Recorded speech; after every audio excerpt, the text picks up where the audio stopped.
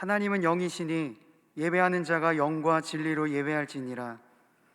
우리의 예배를 받으시는 하나님, 이 시간 청년 엑츠 브릿지의 지체들과 동안의 성도들이 하나님을 의지하고 그 하나님이 하신 말씀을 의지하여 예배합니다.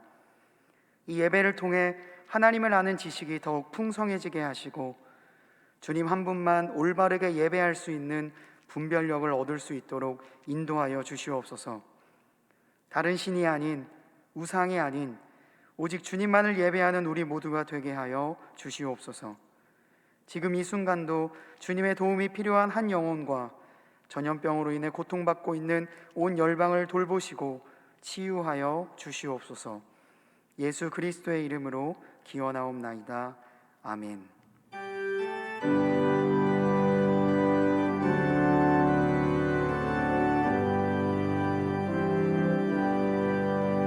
모든 영광을 하나님께,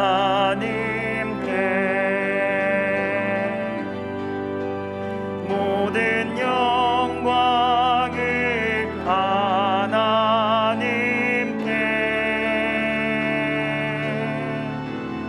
온 마음과 뜻 다해 주 사모합니다. 모든 영광을 하나님께.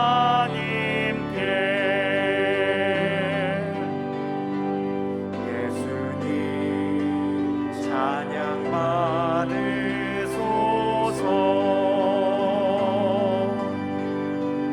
예수님 찬양 받으소서.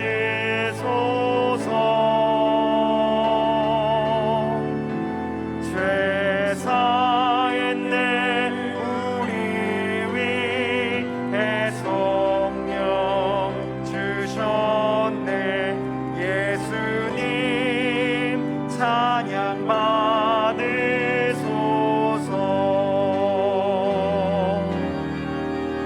위로의 성령님이시여,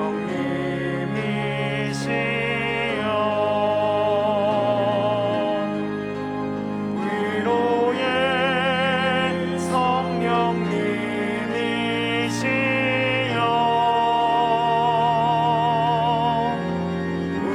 우리 안에 계셔서 늘 인도하셨네. 위로의 성령님이시여.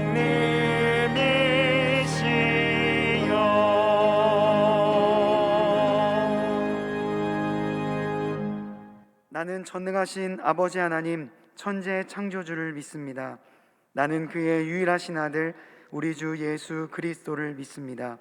그는 성령으로 잉태되어 동정녀 마리아에게서 나시고 본디오 빌라도에게 고난을 받아 십자가에 못 박혀 죽으시고 장사된 지 사흘 만에 죽은 자 가운데서 다시 살아나셨으며 하늘에 오르시어 전능하신 아버지 하나님 우편에 앉아 계시다가 거기로부터 살아있는 자와 죽은 자를 심판하러 오십니다.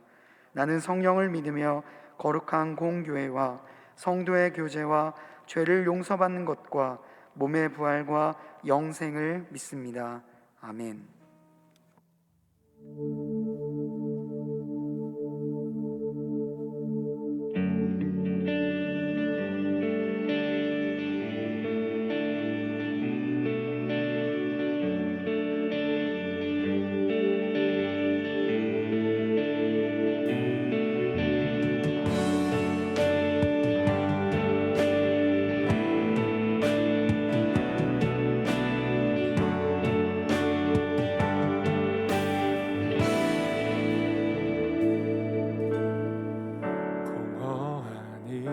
세상 소망 하나 없는데 우리 약함을 동정하느니 포기치 않으시네. 어둠은 갈라지고 주 빛이 임했네. 빛으로 생명 되신 예수 소망을 이루셨네.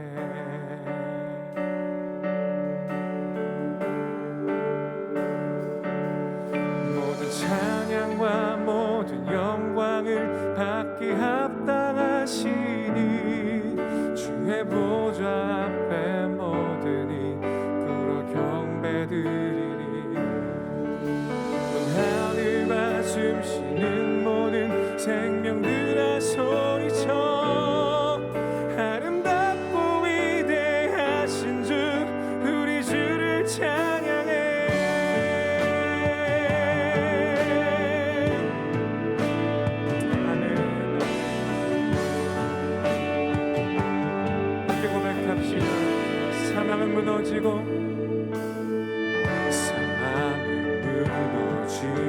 소망이 임했네. 어둠의 권세 우리 주를 가두지 못하네. 주의 희생으로 우리들은 살아나 영원히 아버지 집에서 우리 찬양하겠네. 모든 찬양과 모든 영광을 받기 합당하시니 주의 보좌 앞에 모든이 불어 경배드리니 온 하늘과 숨쉬는 모든 생명들아 소리쳐 아름답고 위대하신 주 우리 주를 찬양해.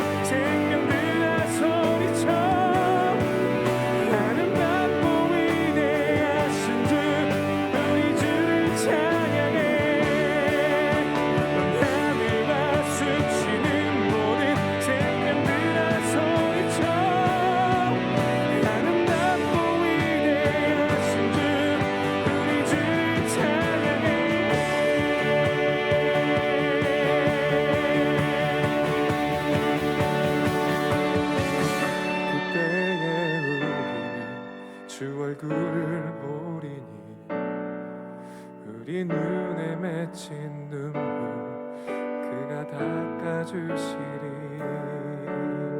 아멘 아멘 아멘.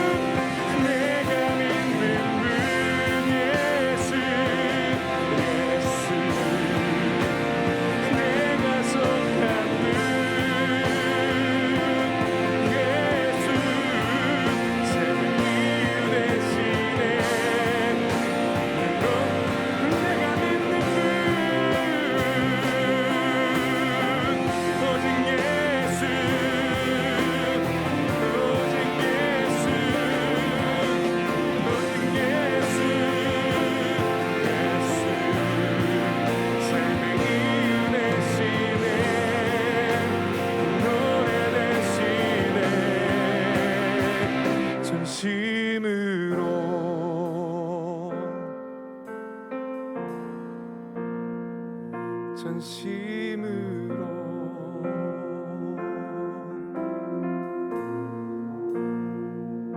전심으로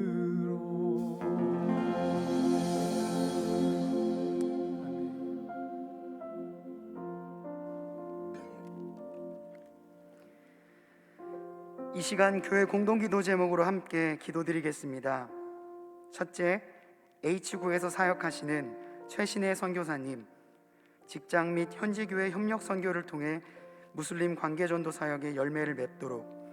둘째, 청년 엑스브릿지 지체들이 하나님의 은혜와 진리 안에 굳게 서서 이단의 미혹을 분별하고 이겨내도록. 셋째, 일본의 후쿠시마 원전 오염수 해양 방류 결정이 취소되어 국민의 안전과 해양 생태계가 보호되도록. 담임 목사님의 영육간의 강건함과 가정과 사역을 위해 오늘 말씀 전해주시는 김강림 전도사님을 위해 다 함께 기도하시겠습니다. 하나님, 이 시간 교회 공동기도 제목으로 기도드립니다. H국에서 사역하시는 최신혜 선교사님을 위해 기도합니다. 온 땅이 전염병으로 신음하고 있는 이 시기에 주님의 복음을 전하기 위하여 땀 흘리며 수고하고 있습니다. 선교사님의 건강을 보호하여 주시고 무슬림 관계전도 사역의 열매가 맺힐 수 있게 하여 주시옵소서. 오늘 예배는 신천지 비유풀이를 통해 이단의 미혹을 이겨내는 방법을 함께 배우고자 합니다. 귀한 깨달음을 얻는 시간이 되게 하여 주시고 하나님의 은혜와 진리 안에 더욱 굳건히 서서 이단의 미혹을 분별하고 이겨내는 청년 엑스브릿지 지체들이 되게 하여 주시옵소서. 일본이 후쿠시마 원전 오염수의 해양 방류를 강행하고 있습니다. 자국의 이익과 안위를 위하여 하나님이 창조하신 피조세계를 오염시키고 주변국들에게 막대한 피해를 입히는 일을 즉각 멈추게 하시고 오염수 문제를 해결할 수 있는 효과적인 방법을 자국 내에서 더 찾는 지혜를 주시옵소서. 국민의 안전과 해양 생태계의 안전을 지키는 성숙한 결정을 할 수 있도록 인도하여 주시옵소서. 담임 목사님의 영육간의 강건함과 가정과 사역을 위해 기도합니다. 하나님의 말씀을 대언함에 있어 부족함이 없도록 늘 지혜를 주시옵소서. 오늘 우리에게 말씀을 전해주시기 위해 단위에 세우신 김강림 전도사님에게 주님의 지혜와 명철을 내려 주셔서 귀한 말씀을 우리에게 들려줄 수 있도록 인도하여 주시옵소서.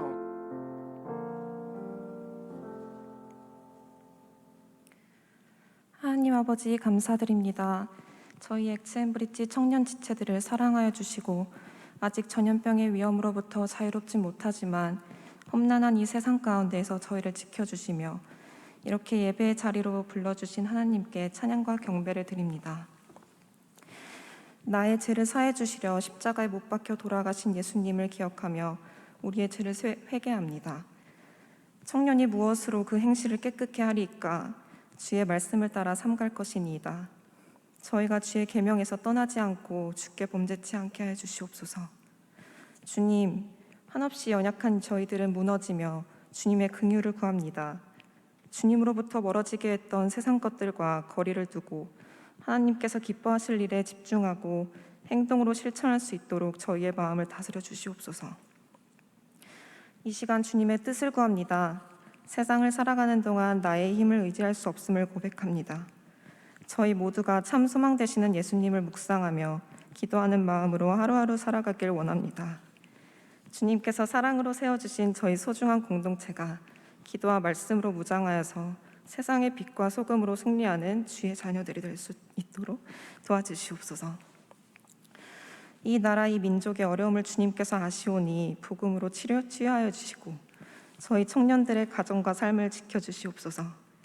매주 진행되고 있는 청년 엑스브릿지 사역들인 커피앤바이블, 바이블 칼리지, 이츠워십 가운데 항상 함께해 주셔서 주님을 더욱 알아가는 주의 자녀들에게 은혜를 베풀어 주시고 일정들을 진행하시는 목사님과 전도사님들에게도 힘과 능력 부어 주시옵소서. 예배를 위해 보이지 않는 곳에서 섬기는 많은 이들을 기억하여 주시고 디스페이트의 찬양과 성가대의 찬송을 기뻐 받아주시길 원합니다. 오늘 전해지는 김강림 전도사님의 말씀을 통하여서 하나님의 뜻을 더욱더 분별할 수 있는 시간이 될 수 있도록 도와주시고 우리 삶에 적용되어서 더욱더 성장하고 성숙해질 수 있도록 인도하여 주시옵소서.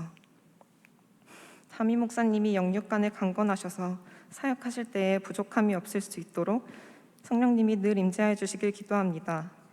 이 예배를 온전히 주께 맡기고 올려드립니다. 혹시나 저희 가운데 힘들고 어려운 일로 상처받은 영혼이 있다면 이 예배를 통해 하나님의 사랑을 다시 한번 기억하게 하시고 위로받고 회복되는 귀하고 복된 자리가 될 수 있도록 축복하여 주시옵소서. 이 시간 성령님 함께 하셔서 저희 모두 온 마음 다해서 예배드리고 기도하는 은혜의 시간 되게 하여 주시옵소서. 사랑합니다 주님, 감사합니다. 예수님의 이름으로 기도드렸습니다. 아멘.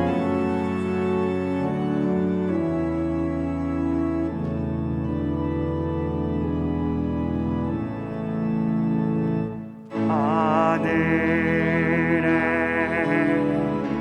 계신 아버지 이름 거룩하사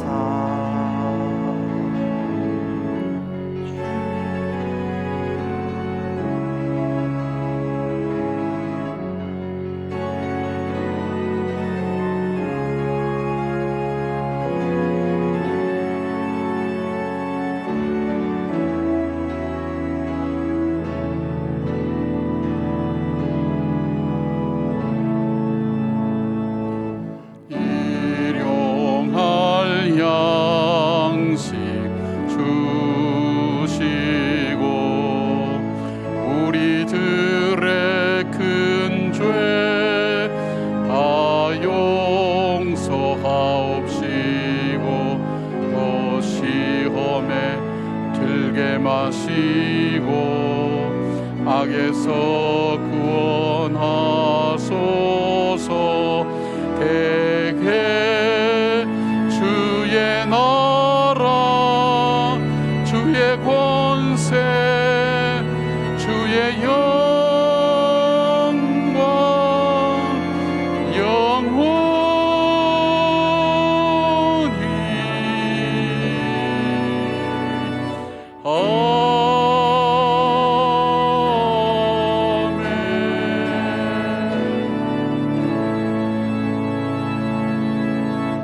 하나님, 예배 드릴 수 있도록 인도해 주셔서 감사를 드립니다. 허물과 죄 많은 저희들 주님의 보좌 앞에 어떻게 나갈 수 있겠습니까? 이 시간 보혈에 비어지하여 주 앞에 나가오니 주 앞에 연락되는 예배를 드리는 저희들 되게 하시고 주의 보혈의 피로 죄 씻음 받고 용서함 받고 세임 얻은 주의 자녀들의 기쁨의 예배가 드려질 수 있도록 하나님 함께하여 주시옵소서. 무엇보다도 우리에게 믿음을 주셔서 주님께 예배드림이 우리에게 생명과 소중한 것임을 아는 주님의 자녀들이 모여 드리는 예배 위에 성령님 임재하여 주셔서 함께하여 주시옵고 세상의 사람의 마음으로 움직일 수 없는 우리의 마음을 주의 성령의 영으로 충만케 하여 주셔서 어둠은 물러가고 두려움과 염려도 사라지며 하나님 용기와 희망을 가지고 다시 새로운 출발을 할 수 있는 믿음의 아름다운 결단들이 예배를 통해 이루어질 수 있도록 도와주시옵소서. 하나님, 귀한 예물을 하나님 앞에 올려드렸습니다. 우리는 땅의 것을 드리지만 하나님은 하늘 곳간에 쌓아주신다고 그러셨고 우리는 썩을 것을 드리지만 생명으로 거둔다고 말씀해 주셨사오니 이 드려지는 예물 위에 하나님 은혜와 복을 베풀어 주시고 드리는 손길들을 하나님 축복하여 주셔서 저들의 삶 가운데 일평생 하나님 때를 따라 공급해 주시는 주의 은혜가 있게 하시고 시냇가의 신기한 나무처럼 시절을 쫓아 과실을 맺게 하여 주시오며 저들의 앞길 위에 주님께서 인도하시고 보호하시고 공급해 주시는 축복이 넘쳐날 수 있도록 도와주시기를 원합니다. 드리지 못한 손길에 하나님 눈물의 예물도 주님 받아주셔서 드릴 수 있는 물질과 드릴 수 있는 믿음의 부요함이 넘칠 수 있도록 도와주시며 우리 주은 자매를 통해서 강구된 기도의 내용들이 하나님께 하나하나 다 연락되는 귀한 하나님 기도의 제목들이 될 수 있도록 도와주시길 원합니다. 오늘 말씀을 전하시는 하나님 김강림 전도사님을 주님 붙들어 주시고 1부부터 5부까지 피곤하지 않도록 하나님께서 함께 하시며 정말 우리에게 진리의 말씀이 잘 분별될 수 있도록 도와주시며 우리가 하나님 죄에서 어두움에서 돌이키며 깨달을 수 있는 진리의 말씀이 증거되고 전파되기에 부족함이 없도록 하나님 함께하여 주시옵소서. 우리의 염려와 우리의 걱정과 우리의 두려움을 아시는 주님, 이 시간 예수의 이름으로 저희들로 하여금 담대하게 하여 주셨고 여호수아에게 주셨던 그 믿음의 담대함이 우리 가운데 넘쳐나게 하여 주셔서 하나님, 어려운 가운데 살아간다 할지라도 빛 가운데로 걸어갈 때 태산을 넘어도 하나님 험곡에 가도 두렵지 않다고 했사오니 주님 동행하여 주시옵소서. 예배를 통해서 주님 영광 받아 주시기를 원하옵고 예수님의 이름으로 기도드리옵나이다. 아멘. 할렐루야. 너무한다. 여러분 뵙게 돼서 반가워요. 감사해요. 우리 마스크를 하고 있기 때문에 표정이 잘 안 보이지만 우리 좌우로 이제 눈을 가지고 인사를 좀 해야 될 거예요. 우리가 이런 마음으로 주의 평강을 기원합니다 하는 마음으로 좌우로 보면서 이렇게 약간 눈과 목례를 하면서 인사를 좀 나누죠.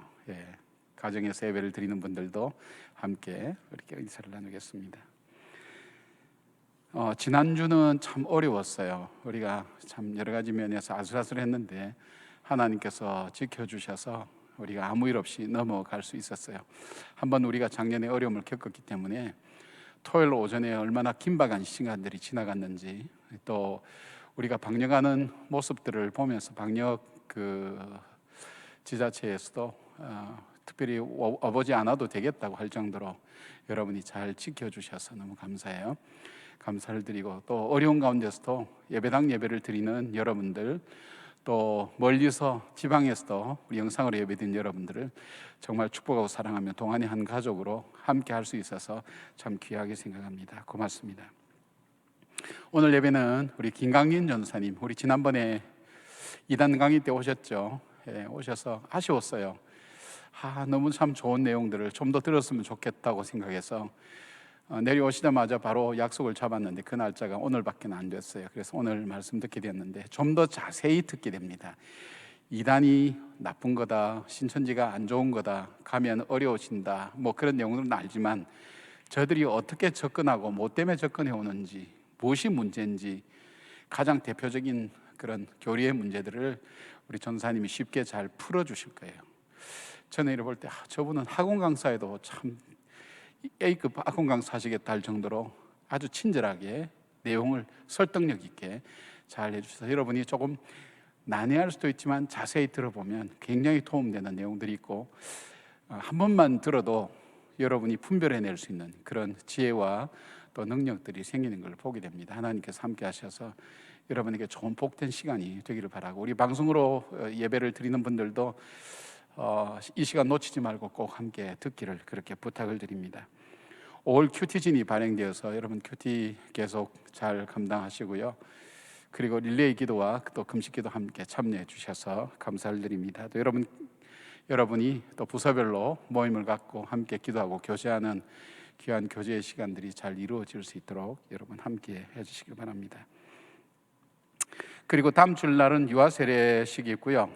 그 다음에 1년 동안 드려지지 못했던 우리 다문화 가정, 그리고 중국어, 그 다음에 영어 예배가 시작되고, 미취학부, 학교 다니지 않는 우리 유치부나 미취학부 어린이들 예배가 시작되게 됩니다. 안전하게 잘 드려질 수 있도록 여러분께서 함께 하시고, 또 교회만큼 안전하게 방역하는 데가 없으니까 그냥 집에서, 가정에서 예배를 드리는 분들도 가능하면 나오셔서 지체들 얼굴도 보고 예배도 함께 참여하는 그런 시간들을 좀 가졌으면 좋겠습니다.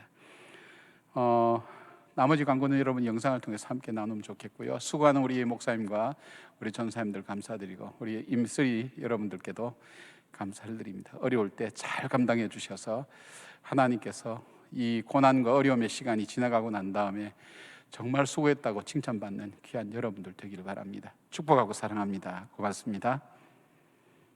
답을 알지 못해서 어렵기도 하지만 답을 알아도 우리 절망하기도 하지. 빨리 서두르라고 재촉하기보다는 이 모든 시간 누리기로 해요.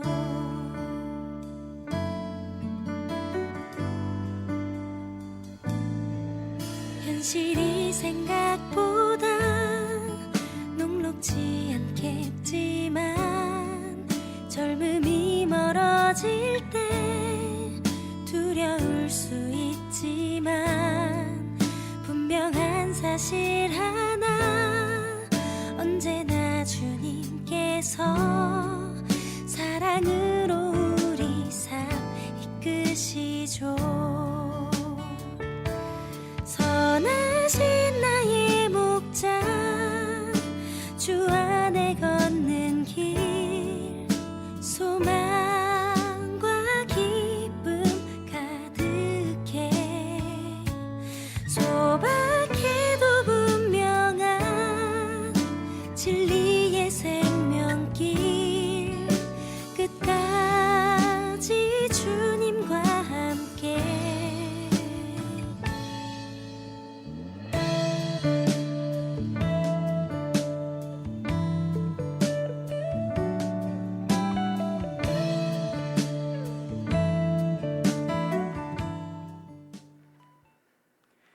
오늘 우리에게 주시는 하나님의 말씀은 베드로후서 3장 16절 말씀입니다. 다 함께 일어나셔서 하나님의 말씀을 경청하시겠습니다. 또 그 모든 편지에도 이런 일에 관하여 말하였으되 그 중에 알기 어려운 것이 덜어 있으니 무식한 자들과 굳세지 못한 자들이 다른 성경과 같이 그것도 억지로 풀다가 스스로 멸망에 이르느니라. 이것은 하나님의 말씀입니다. 아멘.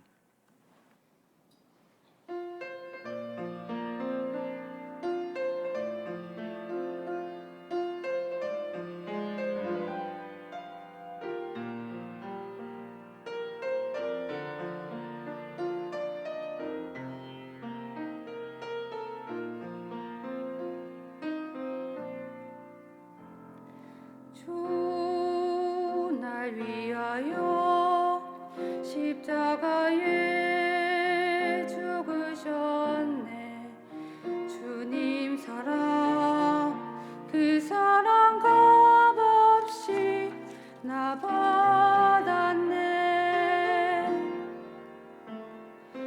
나 주를 위해 내 모든 것 다 버리고 온 마음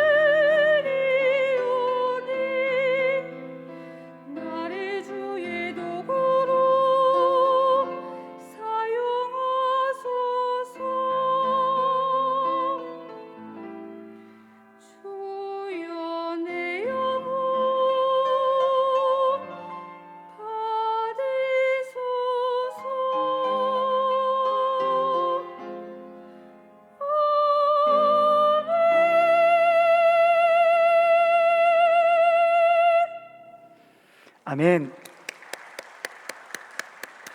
이제 김강림 전도사님 나오실 때 동안의 박수로 환영하도록 하겠습니다.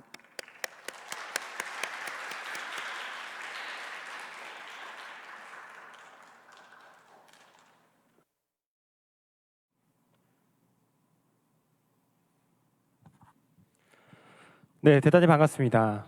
저는 신천지라는 사이비 집단에 잠깐 빠졌다가 돌아와서 지금은 신천지인들을 치료하는 신천지 전문 상담소에서 상담사로 일하면서 이렇게 외부에서 신천지 예방에 대해서 여러 가지 이야기 말씀드리고 있는 김강림 전도사입니다. 반갑습니다.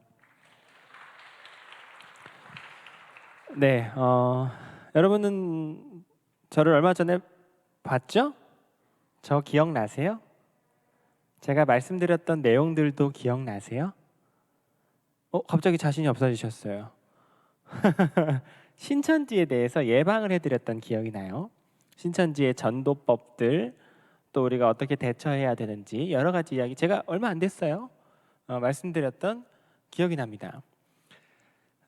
근데 그 당시 이제 제가 시간상 신천지의 교리에 대해서는 말씀을 못 해드렸었어요. 시간이 모자라서 신천지 교리에 대해서 저희가 한번 배워보는 것도 참 좋은데 다음에 좋은 기회가 되면은 제가 알려드릴 수도 있고 아니면 뭐 여러분 유튜브로 보셔도 되고 이렇게 하고 제가 넘어갔었는데 이렇게 조금 더 자세하게 이단의 교리에 대해서 함께 이렇게 공부해 볼 수 있는 이렇게 기회를 주신 것에 대해서 개인적으로 정말 제가 기쁘고 감사하게 생각합니다.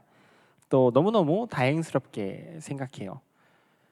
사실은 시국이 요즘 어려워서 이런 자리를 마련하기가 참 어려운데 그래도 지속적으로 이렇게 이단 문제에 관심 가져주시고 이렇게 해주시기가 사실 어렵거든요. 특히 이단 문제에 지속적으로 관심 가져주시는 교회가 점점 드물어져 가고 있어요. 근데 이렇게 청년분들이 함께 교리에 대해서 공부할 수 있게 된 게 저는 너무너무 기쁩니다. 그래서 제가 이 시간 최선을 다해서 신천지의 교리요. 신천지에서 도대체 무슨 말을 하는지 여러분 그동안 성경적으로는 잘 모르고 계셨죠? 신천지 학원에 가본 적은 없으니까. 하지만 궁금하잖아요. 도대체 이 사람들이 무슨 성경 교리를 가르칠까? 한번 재미로 한번 배워보는 거예요. 재미로. 뭐가 잘못됐는지도 배워보고. 여러분 그게 정말 좋은 예방 효과가 있어요. 이 사람들이 무슨 거짓말을 하고 무슨 사기를 쳐서 여러분들을 신천지로 데려가더라도 성경 공부 딱 들어가는 순간 바로 알아차릴 수 있거든요. 이미 배웠으니까. 그렇죠? 정말 좋은 예방법이고요. 나아가서는 여러분들이 그 이단 교인들하고 능히 말싸움에서 이길 수 있는 실력도 갖출 수 있게 하는 정말 중요한 교육입니다. 그래서 오늘 최선을 다해서 제가 여러분과 함께 이렇게 해볼 텐데요. 아무래도 그 이전에 제가 하던 신천지 예방법, 간단한 무슨 전도법 이런 것보다는 조금 더 난이도가 있는 내용이 진행이 될 거예요. 뭐 교리적인 내용이니까. 그래서 조금 난이도가 있을 수 있는데 제가 최대한 여러분들이 이해하시기 쉽게 진행을 할 거예요. 그래서 여러분 집중만 잘 해주시면은 매우 유익한 시간이 되시리라고 저는 확신합니다. 아시겠죠? 좋아요. 오늘 저희 함께 배울 내용은 신천지 교리 중에서도 비유풀이라는 교리입니다. 비유풀이. 제가 이걸 말씀드렸던 기억이 나요. 신천지 입교할 때, 그러니까 입교가 이제 신천지 성경 공부를 배울 때 가장 먼저 배우는 교리고요. 이 비유풀이가 신천지 교리의 핵심, 기둥, 뿌리가 되는 교리입니다. 신천지만 가르치는 건 아니에요. 대한민국에 교주가 있는 이단들, 교주형 이단들은 다 비유풀이를 가르쳐요. 즉 아주 해악성이 높고 위험한 교리라는 걸 알 수 있죠. 매우 재미있고 쉬워요. 미리 훈련받지 않은 일반적인 기독교 그리스도인 성도님들은 재밌네 하고 빠지기 쉬운 매우 위험한 교리입니다. 비유가 뭐죠? 비유. 무언가를 빗대서 설명하는 거죠. 우리 동안교회는 디자인이 얼마나 세련됐는지 박물관 같다. 이런 것들. 그렇죠? 우리 앞에 계신 형제님은 눈매가 완전 멋있어요. 표범산 같아요. 뭐 이런 것들. 제 친구 중에 친구가 있는데 성격이 너무 둔해서 코끼리 같아요. 뭐 이런 게 비유예요. 성경에도 비유가 나옵니다. 예수님께서 특히 즐겨 사용하셨는데 천국에 대해서 설명할 때 천국은 마치 밭에 감추인 보화와 같다. 여자가 가루 사말 속에 갖다 넣은 누룩 같다. 이런 식으로 비유를 많이 사용하셨죠. 저희가 듣기에 성경의 비유가 그렇게 어렵게 느껴지진 않아요. 저희 생각에. 그렇죠? 아, 밭에 감추인 보화 엄청 소중한 게 숨겨져 있다는 뜻이구나. 뭐 이런 게 대충 알아듣는데 신천지는 비유가 굉장히 어려운 거라고 생각하고 굉장히 어려운 방식으로 그걸 해석해요. 그거를 풀어낸다 그래요. 풀어낸다. 문제풀이 하듯이. 그래서 비유풀이라고 부릅니다. 한번 배워보겠습니다. 신천지의 비유론. 비유에 대한 신천지의 이론. 첫 번째, 성경에는 짝이 있다. 짝이 뭐죠? 한 쌍. 남녀의 짝처럼, 양말 한 짝처럼 이렇게 짝이 있다. 성경에 무슨 짝이 있죠? 성경에 뭐 짝이 있나요? 성경 두 권이 따로? 이거 뭘 의미하냐면요. 성경 구절에 짝이 있다고 신천지가 가르쳐요. 그러니까 이쪽에 몇 장 몇 절하고 어디에 몇 장 몇 절이 서로 유기적으로 연결된다. 어디서 문제를 말하면 어디서 답을 말하고 상호 보완적으로 구절과 구절이 연관되는 주제들이 있다. 이런 가르침이 있어요, 신천지에. 왜 그런 가르침을 하는지는 조금 이따가 볼 겁니다. 어쨌거나 그런 주장을 해요, 신천지가. 구절들이 짝이 있다. 그렇게 주장을 하고 근거가 있어요, 신천지 나름대로의 근거. 이사야서 34장 16절입니다. 화면에 보이실 겁니다. 제가 읽어드릴게요. 너희는 여호와의 책에서 찾아 읽어보라. 이것들 가운데서 빠진 것이 하나도 없고 제 짝이 없는 것이 없으리니 이렇게 되어 있어요. 여호와의 책, 성경이죠? 성경을 찾아서 읽어봐라. 제 짝이 없는 것이 없다. 정말이네요, 신천지 주장이. 그러니까 막 성경에 아예 없는 이야기를 한 거는 아닌 것처럼 보여요. 그렇죠? 그러니까 처음 신천지에 들어가서 배운 사람들이 대부분 막 이단교리 같은데 이렇게 반응하지 못하는 이유는 신천지의 특징은 어떤 주장을 하든 일단 성경 구절을 근거로 들어요. 앞으로 계속 보게 될 거예요. 성경 구절을 근거로 사용하는 방식은 잘못됐는데 어쨌든 성경 구절을 항상 근거로 들어요. 이거를 반박하는 훈련이 되어 있지 않은 그리스도인들은 금방 당해요. 오히려 뭐 성경적인데 이렇게 반응하는 경우도 많아요. 어쨌거나 1번 주장이 이렇습니다. 실제로 신천지에서 말씀의 짝교리를 가르쳤었던 그 신천지 도서에 적혀 있는 내용들이에요. 이걸 제가 적어놓은 이유는 지금 이 상담 자료는요. 여러분께 제가 보여드리고 있는 PPT 자료는 저희 상담소에서 실제로 신천지인을 앉혀놓고 치료할 때 사용하는 자료예요. 아무나 안 보여드려요. 고급 자료입니다. 이걸 적어드린 이유는 최근 신천지 탈퇴자들은 짝교리를 안 배웠더라고요.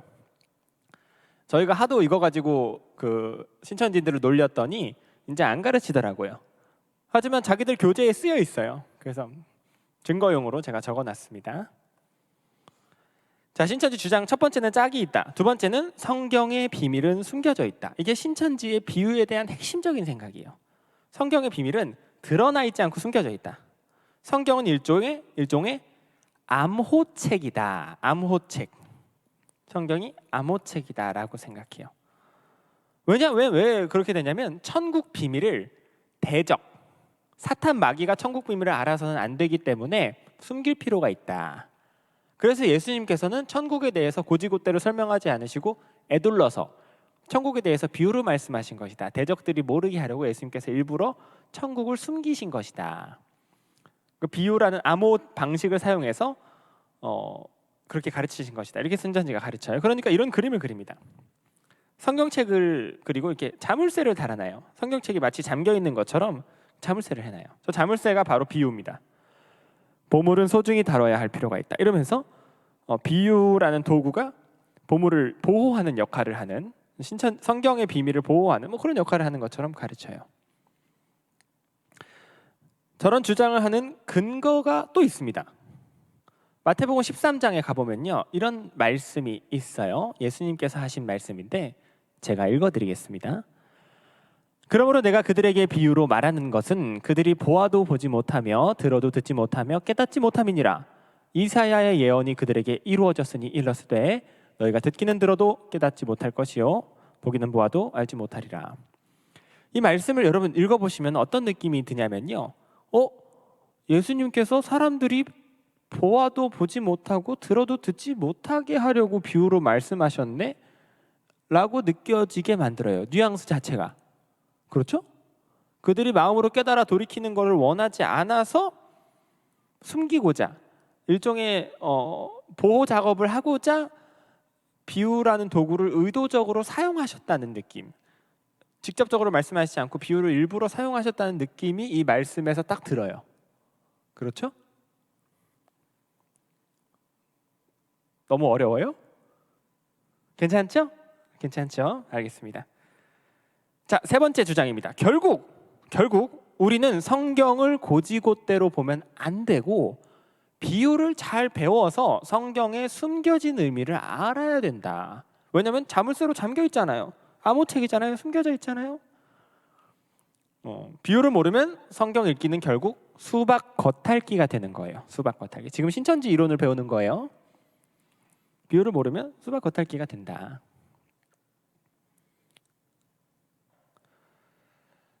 이런 신천지의 주장에 대해서 물론 이건 뭐 제가 간단한 몇 개만 가져온 거지 비유론이 좀 복잡해요. 근데 간단한 것만 가져왔습니다. 골자가 저렇다는 거 반박을 한번 이제부터 같이 해볼 겁니다.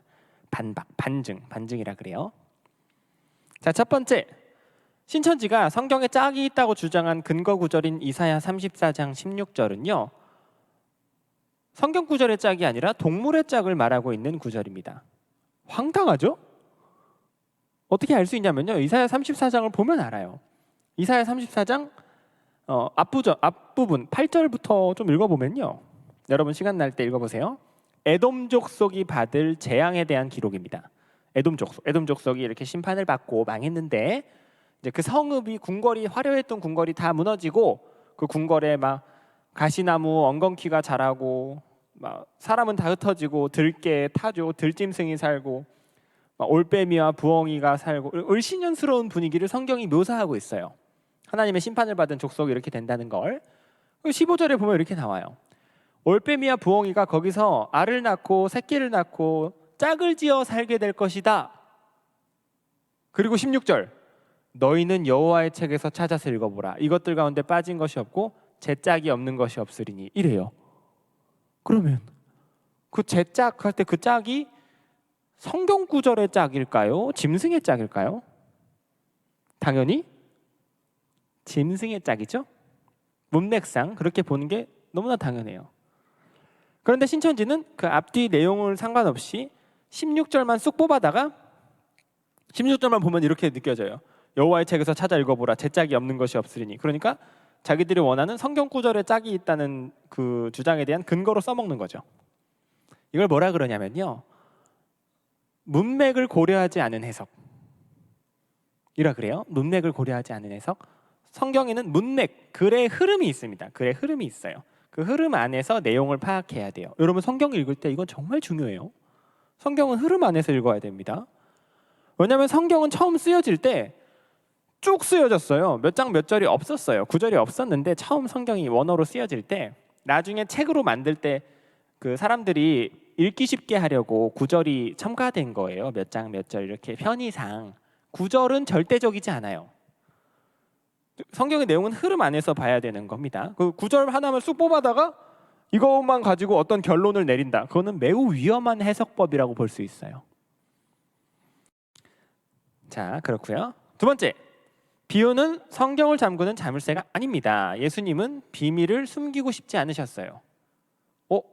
아까 신천지는 성경이 암호책이라 그랬죠?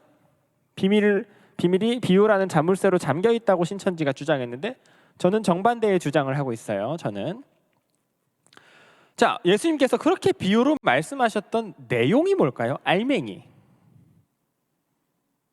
항상 예수님께서 비유로 하시는 것을 말씀하시는 걸 잘 보면요. 무엇은 마치 이렇게 이야기를 시작하세요. 무엇은 마치. 무엇? 천국은 마치 그러시죠 항상.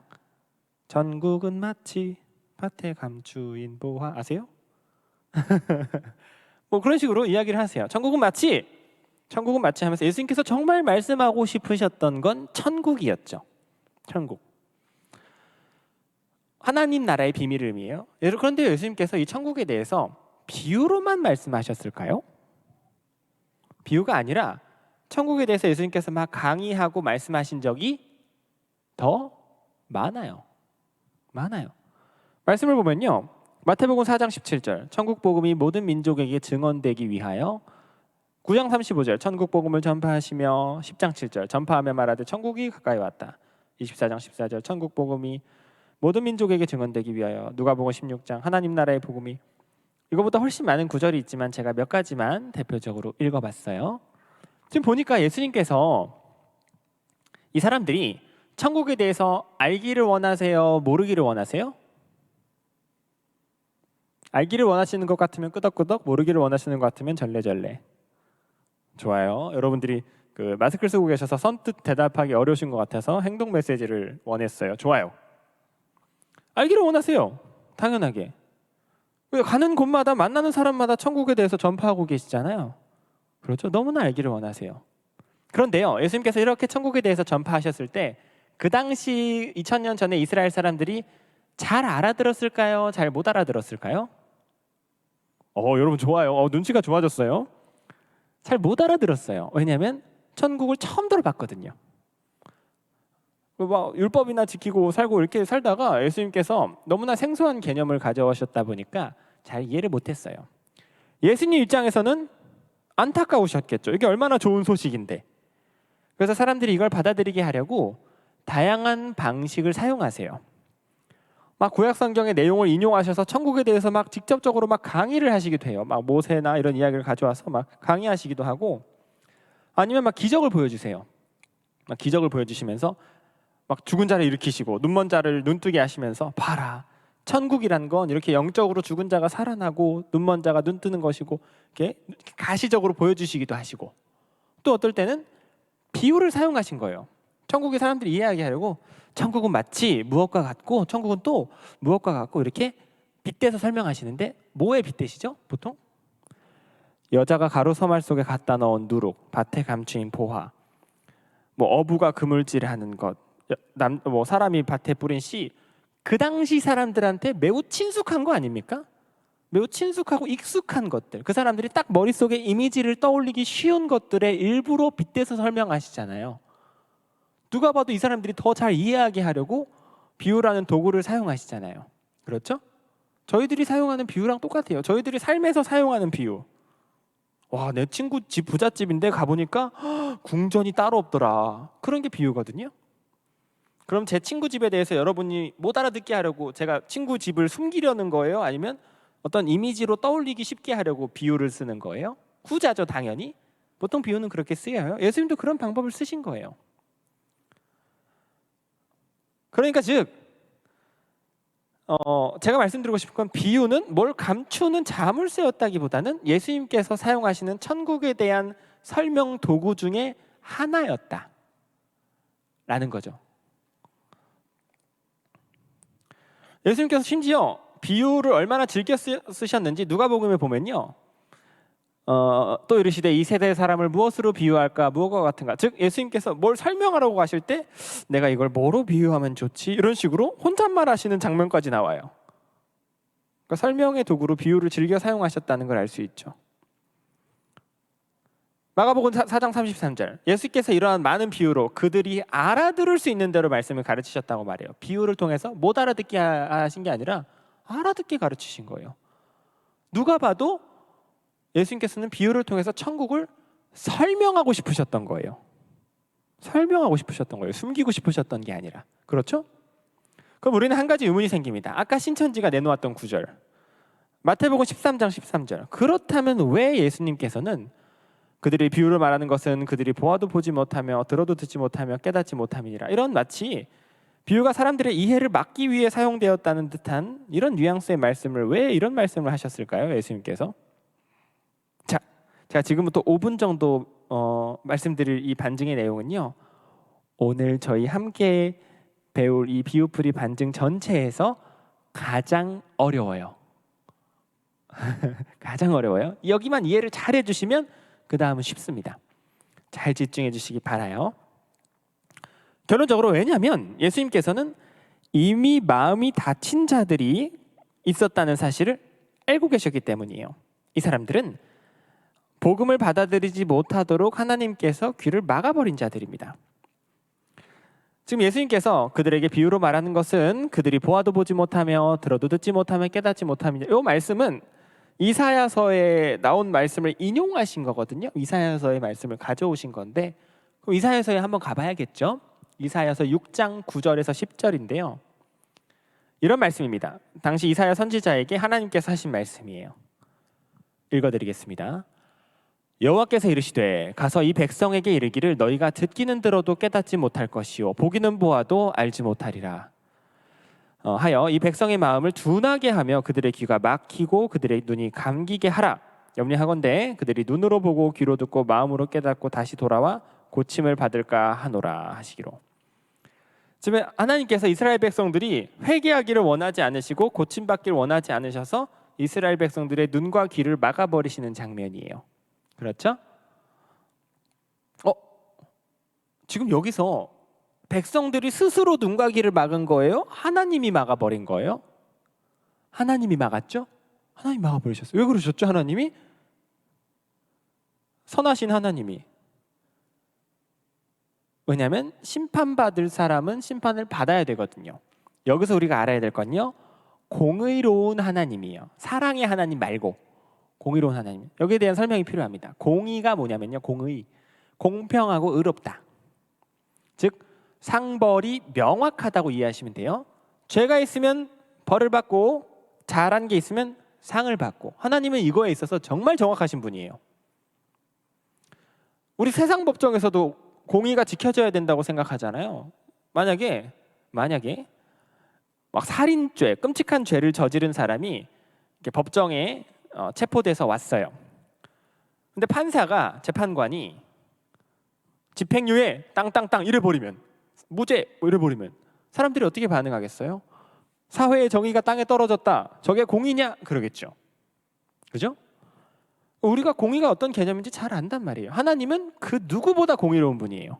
죄를 용납할 수 없는 분이란 말이에요. 그러니까 우리 죄 때문에 예수 그리스도께서 십자가에서 죽으셨어야 했던 거예요. 하나님은 우리를 천국으로 데려가고 싶어 하세요. 우리를 천국으로 데려가서 함께 살고 싶어 하시는데, 문제는 우리는 죄인이에요. 죄가 있어요. 그 죄 없던 셈 치자, 그냥 무죄, 이러실 수 있는 분이 아니에요. 하나님 스스로 그게 납득이 안 되는 거예요. 공의로운 분이라. 그 죄에 대한 하나님 스스로 납득할 만한 해결이 있어야 되니까 예수님께서 우리 죄를 대신해서 죽으신 거예요. 그 정도로 공의로운 분이에요, 하나님이. 그러면 죄에 대해서 유야무야 넘어갈 수 없는 분이라는 걸 이해한다면, 심판받을 사람은 심판을 받고 구원받을 사람은 구원받아야 한다는 그 하나님의 입장이 이해가 되세요? 그렇죠. 그러면 구원받고 구원받지 못하는 사람의 그 선택이 하나님께서 어떻게 손쓸 수 없는 상황일까요? 하나님의 통제 안에 있을까요? 당연히 하나님의 통제 안에 있어야 됩니다. 현실적인 상황을 말씀드리자면, 만약에 여러분이 길에 나가서 전도를 했어요. 10명이 있는데 전도를 했습니다. 예수 믿고 구원받으세요. 근데 5명은 믿었고 5명은 안 믿었어요. 만약에 누구는 예수님을 믿고 누구는 안 믿어요. 실제로 그런 일이 벌어져요. 2000년 전부터, 예수님이 설교할 때부터 지금까지 복음을 전하면 누구는 믿고 누구는 안 믿어요. 신기하게 같은 문화권, 같은 언어를 경험하고 IQ도 비슷해요. 따로 말한 것도 아니에요. 같이 말했는데 누구는 믿고 누구는 안 믿어요. 믿은 사람은 더 지혜로워서 믿은 걸까요? 안 믿은 사람은 더 어리석어서? 더 반항적이어서? 이렇게 생각을 하면 어떤 문제가 발생하냐면요, 구원을 받아들이는 주체가 인간에게 권리가 있어요. 권한이. 사람이 구원을 받아들일지 말지를 결정하고 거부한다, 이렇게 받아들이는 교리는 잘못된 교리예요. 그럼 하나님은 어떤 입장이 돼버리냐면, 마음 졸이고 지켜보시는 입장이에요. 하나님은 우리가 나가서 전도하면 하나님은 저 청년이 복음을 받아들여야 될 텐데 마음 졸이고 계시는 거예요. 그 사람이 사탄 마귀가 방해해가지고 예수님 안 믿을래요 하고 거절하면 하나님은 속상해 하시는 거예요. 아유, 실망하시고 받아들였으면 좋았을 텐데, 그러시는 걸까요? 아니죠. 사탄 마귀가 어떻게 하나님의 계획을 방해해요? 우리는 이렇게 이해해야 합니다. 만약에 어떤 사람이 복음을 받아들이고 예수님을 믿잖아요. 구원받잖아요. 그럼 왜 그렇게 된 거냐면, 하나님이 그걸 허락하셨으니까 믿은 거예요. 아멘이시죠? 반면에 어떤 사람이 복음을 받아들이지 못하고 예수님을 안 믿었어요. 왜 안 믿은 거예요? 하나님이 허락해 주시지 않으셨으니까요. 이게 정확히 하나님의 손바닥 안에 있어야 되는 문제 아닙니까? 이게 하나님의 통제 안에 있어야 되는 거잖아요. 당연히. 그래야 우리의 구원이 담보가 된다고요. 여기까지 이해가 되세요? 굉장히 어려운 교리고 신학계에서도 논쟁이 활발한 교리를 제가 말씀드리고 있는 거예요. 이런 관점에서 볼 때 하나님께서 누구의 귀는 여시고 누구의 귀는 닫으신다는 사실이 이해가 되세요? 여기까지 이해가 되세요? 이해가 되시면 끄덕끄덕 해주세요. 안 되면 절레절레. 다시 설명해 드릴게요. 이건 뭐죠? 좋아요. 이 하나님께서 누구의 귀는 닫으시고 누구의 귀는 여신다는 사실, 누가 잘 아셨을까요? 예수님이요. 현장에서 이 천국에 대해서 설교하시던 예수님이 잘 아셨어요. 그래서 예수님께서는 비유라는 도구를 즐겨 사용하신 겁니다. 왜냐하면 이 비유가요, 마음이 열린 자들에게는 더 이해에 도움이 되게 만들고 마음이 닫힌 자들은 더 미궁에 빠뜨리는 재미있는 그 역할을 하거든요. 비유라는 도구 자체가.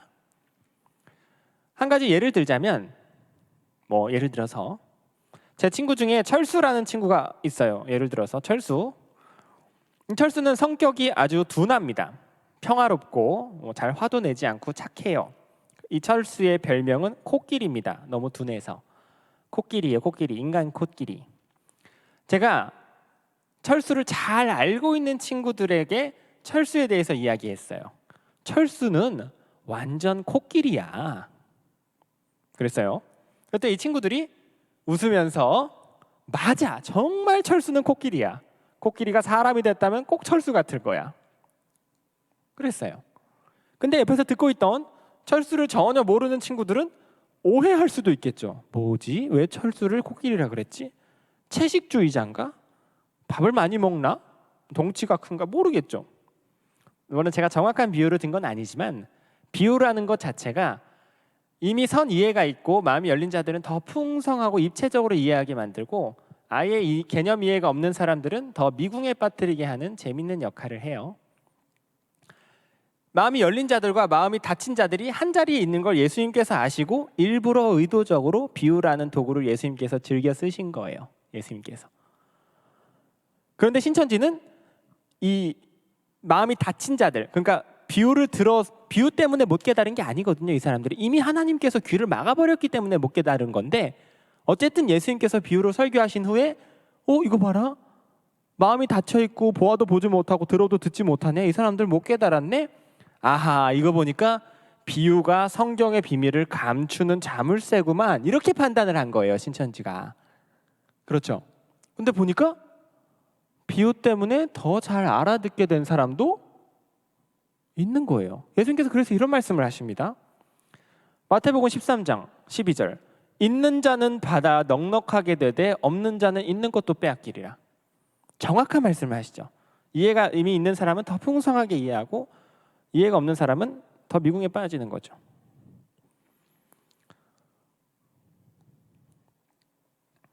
무엇보다도 비유를 듣고도 깨닫지 못한 자들조차 하나님께서 그들의 마음을 닫으셨기 때문에 그렇게 된 것이지 비유 때문에 못 깨달은 건 아니에요.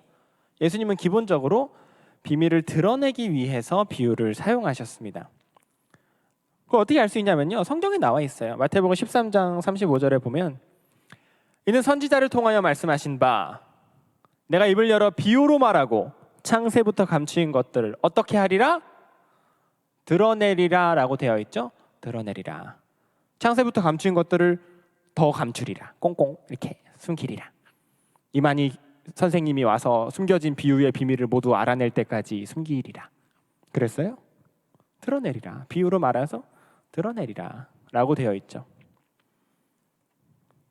즉 비유로 말씀하셨기 때문에 사람들이 못 깨달은 게 아니라 이미 하나님께서 그들의 마음을 막으셨기 때문에 못 깨달은 거예요. 그러므로 비유가 오로지 비밀을 감추는 수단이다라고 보는 것은 옳지 않아요. 마음이 완악한 자들의 귀를 막은 건 비유가 아니라 하나님의 뜻이었고 비유는 오히려 다른 사람들에게는 설명의 역할을 잘 감당했습니다. 이런 걸 뭐라 그래요? 반증이라 그래요. 반증. 이단 교리의 논리적인 허점을 파고드는 연습을 자꾸 하실수록 여러분들 스스로도 실력이 쌓일 거예요. 별로 어렵지 않죠? 해보니까 너무너무 재밌죠? 알겠습니다. 자, 그렇다면 이런 비유론을 가지고 신천지가 성경에 어떻게 접근하는지를 이제 한번 볼 겁니다. 지금까지는 좀 어려웠지만 실제 사례는 되게 쉬워요. 재미있고. 실제 사례로 들어가기 전에 비유 자체에 대한 이야기를 잠깐 하고 싶어요. 우리는 비유를 어떨 때 사용하죠? 익히 제가 말씀드렸지만 설명할 때 사용해요. 내 친구 철수는 코끼리 같아. 우리 앞에 계신 형제님은 눈매가 완전 잘생겨서 표범상이에요. 뭐 이런 거. 이게 비유예요. 그렇죠? 우리 교회 디자인이 너무 예뻐서 박물관 같아. 이런 것들. 비유는 항상 그렇게 사용돼요. 하지만 한 10%의 상황에서 암호로 사용되기도 해요. 암호로 사용되기도 해요. 비밀을 숨기는 역할을 하기도 해요. 언제 그렇게 사용되냐면 군대에서만 그렇게 사용돼요. 제가 이제 부대에 있을 때 저도 그런 연습을 했었는데 이제 보초를 쓸 때 보초병들이 이제 본 것들을 이제 무전기로 보고하게 되어 있어요. 무전기로 보고를 하는데 예를 들어서 자동차가 붕 지나가요. 그럼 무전기로 뭐라고 보고하냐면 달구지 한 대 지나감 그래요. 민간인이 3명 지나가면 개미 3마리 지나감 그래요. 왜 이렇게 말을 돌려서 하냐면 이 무전의 내용이 적군에게 도청됐을 때 우리의 정보가 유출되는 걸 막으려고 저희 부대끼리의 암호를 정한 거예요. 이런 훈련을 해요. 그러면은 이 부대에서 이 통신 내용을 받은 통신병은 그걸 고지고대로 믿지 않아요. 개미 3마리 지나감 그러면 그 암호 표가 있어요. 표. 빼곡하게 단어가 적혀 있는 표가 있는데 그걸 펼쳐서 봐요. 쭉 보면은 개미가 있어요. 개미 옆에 보면은 원래 뜻이 적혀 있습니다. 민간인. 그럼 통신병은 민간인 3명 지나감 이렇게 적는 거죠. 이건 뭐 이제 부대마다 좀 다르고 내용도 계속 바뀌고 그래요. 이거는 이제 군대에서나 그렇게 하는 거예요. 군대에서나. 근데 신천지는 성경이 다 그렇게 쓰여 있다고 믿는 거예요. 성경이. 그리고 성경에 대한 접근 자체가 달라요. 성경에 개미 이런 단어가 나왔어요. 그럼 우리는 그걸 개미로 봐요. 우리는 개미네. 개미로 보지만 신천지인들 어떻게 생각해요? 숨겨진 뜻이 있을 거야. 개미가 도대체 의미하는 게 뭘까? 이렇게 생각하는 거예요. 당연히. 암호가 있다고 생각하니까. 그럼 이 개미의 뜻을 어디서 알아낼까요? 신천지가 개미가 무슨 뜻이지? 짝교리 기억나시죠? 성경의 구절은 성경의 구절로 연결된다. 다른 데서 개미가 뭘 의미하는지 개미가 나오는 다른 구절을 막 찾아요. 그래서 다른 데서 개미의 원래 의미를 알아내요. 이 작업을 앞으로 같이 해볼 겁니다. 말로 하면 어렵지만 해보면 쉬워요. 겨자씨의 비유 첫 번째입니다. 신천지에 만약에 여러분이 성경 공부를 하러 들어가서 배운다면 제일 먼저 배우는 게 바로 이 겨자씨의 비유예요. 제일 먼저 배워요. 마태복음 13장 31절에 예수님께서 해주셨던 비유 중에 하나죠. 비유를 들어 이르시되 천국은 마치 사람이 자기 밭에 갖다 심은 겨자씨 한 알 같은데 이 씨는 모든 씨보다 작은 것이로되 자란 후에는 풀보다 커서 나무가 되매 공중에 새들이 와서 가지에 깃들이느니라. 이런 말씀이 있죠. 우리 정통교회에서는 겨자씨의 비유라고 배우지만 신천지 센터에서는 칠판에 뭐라고 적냐면 씨, 밭, 나무, 새 비유라고 배워요. 이제 발음은 좀 조심해야겠죠. 씨, 밭, 나무, 새 비유. 왜 저렇게 신천지가 부르냐면 비유를 자세히 보면요. 씨도 나오고 밭도 나오고 나무도 나오고 새도 나와요. 그렇죠? 신천지들이 저 말씀을 딱 읽으면 숨겨진 뜻이 있을 거야 이렇게 생각하겠죠? 그래서 신천지 강사가 이런 말을 해요. 자, 그렇다면 시가 무엇인지 성경을 통해서 숨겨진 뜻을 살펴볼까요? 이런 말을 합니다. 숨겨진 뜻을 살펴볼까요? 그리고 누가 팔팔한 씨를 일일이 뿌렸나? 누가복음 8장 11절로 가보겠습니다. 이래요. 누가복음 8장 11절 성경 말씀입니다. 우리 저건 한번 같이 읽어볼까요? 잠도 깰 겸. 이 비유는 이러하니라. 시작.